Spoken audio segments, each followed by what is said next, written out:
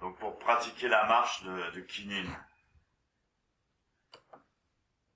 En fait, on dit un cercle, mais en réalité c'est un rectangle. Quand vous arrivez à l'angle du dojo, de la pièce, vous tournez à angle droit. Dans un dojo, on tourne toujours à angle droit. Alors vous insérez le pouce gauche dans le point gauche, vous posez la racine du pouce gauche sous le sternum, au-dessus du plexus solaire, dans le petit creux qui se trouve là où se joignent les côtes. C'est un point très important, un point énergétique très important. Et donc, vous insérez le point gauche dans la main droite. Donc la main droite enveloppe le point gauche. Les paumes des mains sont parallèles au sol, les avant-bras sont horizontaux. Vous détendez bien les épaules. Quand vous devez tourner, vous tournez à angle droit.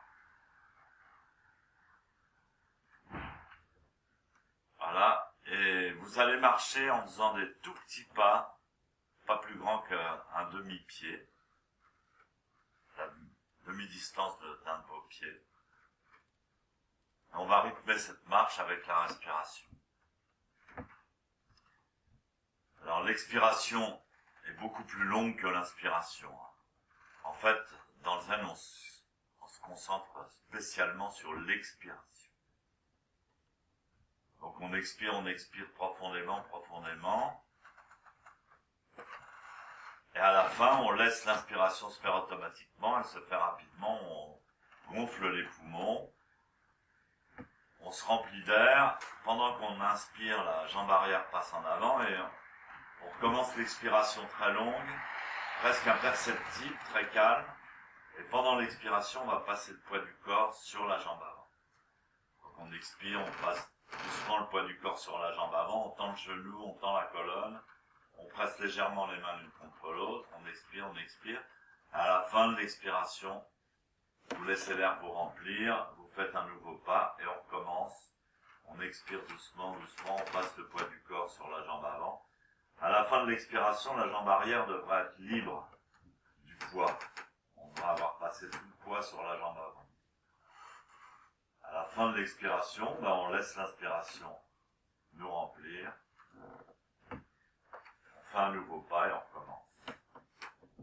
Donc c'est une alternance de, je dirais, tension, force pendant l'expiration. On va bien étirer le corps, bien peser sur le sol. Pour ceux qui font du tai chi, c'est un exercice très important pour approfondir la connaissance du tai chi. Et un point très important, c'est la racine du gros orteil des pieds. En fait, on se concentre énormément sur la plante des pieds et comment la plante des pieds s'incruste dans le sol. Alors là, c'est très agréable parce qu'on a un parquet bien lisse et donc on sent extrêmement bien le dessous de ses pieds.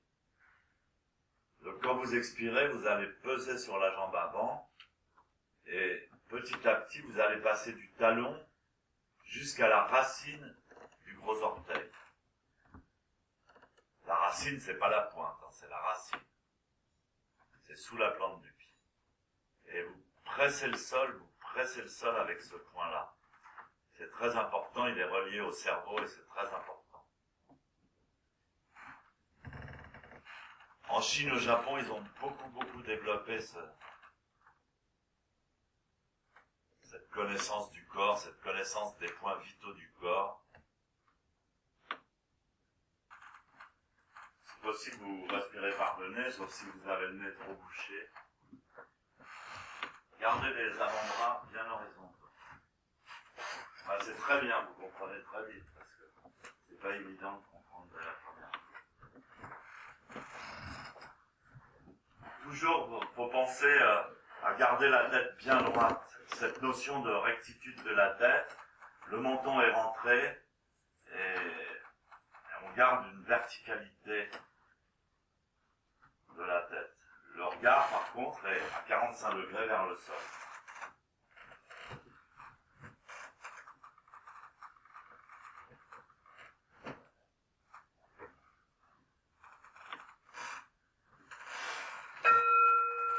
Voilà, vous saluez, vous suivez la personne qui vous précède, sans laisser d'espace. Allez, vous faites tout un tour. Suivez la personne qui vous précède, sans laisser d'espace, et jusqu'à ce que vous reveniez à votre place.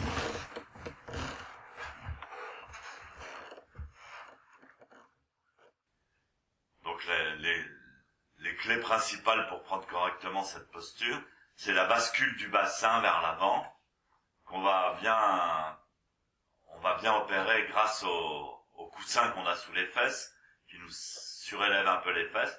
Et donc automatiquement, les genoux vont être plantés dans le sol, et la colonne positionnée naturellement droite.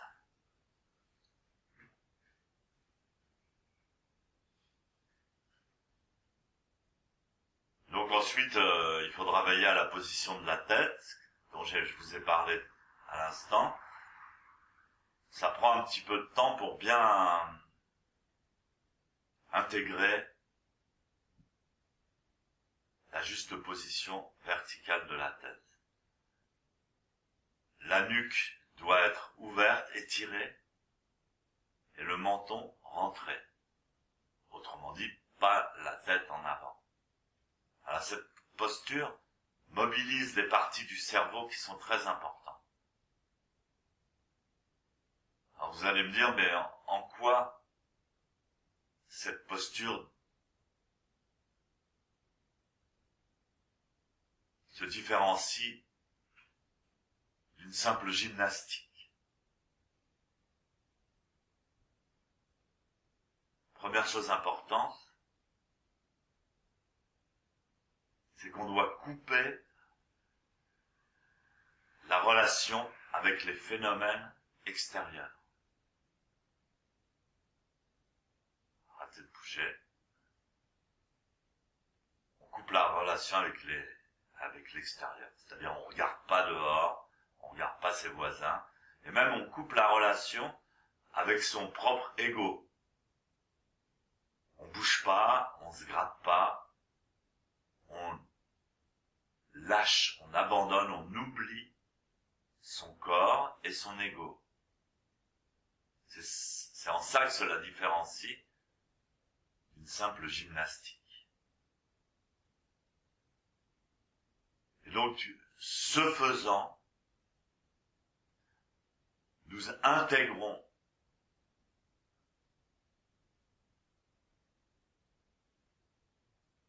radicalement chaque cellule de notre être. En fait, l'éveil n'est pas un concept philosophique ou mental. L'éveil, c'est une expérience. Et cette expérience, on la fait avec la totalité de soi-même, c'est-à-dire avec tout son corps. Elle passe par le corps. Le corps, c'est beaucoup de choses. C'est un squelette, des tendons, circulation du sang, de la chair, de la peau, les muscles, aussi du courant électromagnétique, un merveilleux ordinateur qu'est le cerveau, un cœur. On dit que le cœur dégage 10 fois plus de courant électromagnétique que le cerveau lui-même.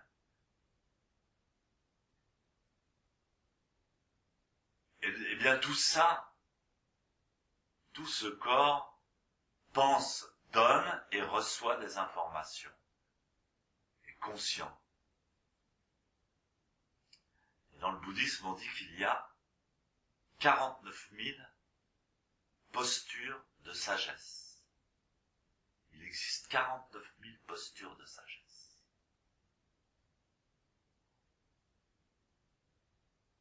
Et on appelle la posture de Zazen la posture parfaite. Dans la tradition indienne ancienne, on l'appelle la posture parfaite.